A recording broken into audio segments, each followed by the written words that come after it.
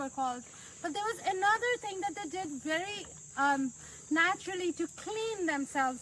They used to take the fire or the smoke, and that's why you still see the smoking of the weed is very common, but they didn't use smoking of the weed just for entertainment, but they thought that they could cleanse their thoughts and be in other worlds. And just like the weed, they used to try other psychedelics which were used with the ceremony. The ceremony used to bring us them to peace, in a mood of calmness, in a mood of celebration and joy.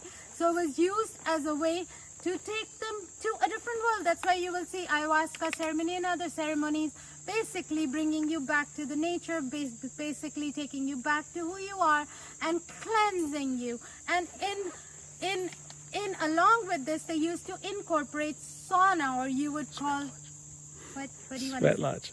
Sweat. He wants to mention like the sweat lodge, which are very similar to the sauna.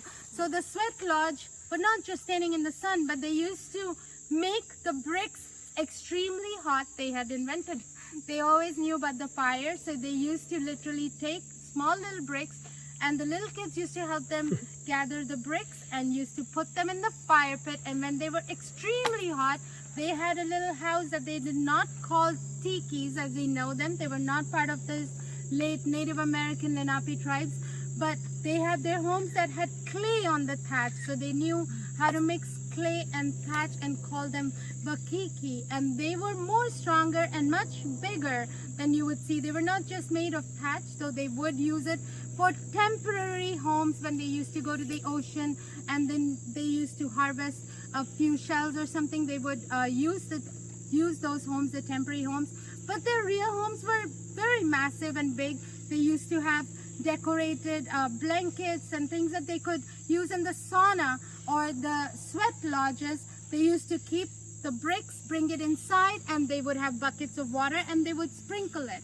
The enclosed lodge would be covered with hot woolen blankets, which would make the place extremely hot, and the water would actually cleanse it. So it was for ceremonial purposes. Also during the winter, you don't want to take a bath at all.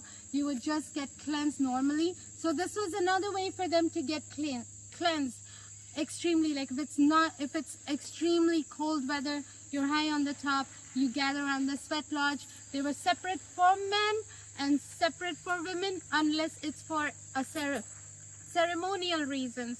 So while we are here, the Lenape tradition is to like give thanks to everybody you can have. If you have any joyous thought, you don't need a medicine to live long, but like if you have joyful celebration time, you will naturally live long. You will sway with the environment. So they had grass dance, which we actually saw that they had like grass dance. They thought that all the birds, all the animals are kind of happier than the human beings because we have lost our resonance with or our connection with the nature.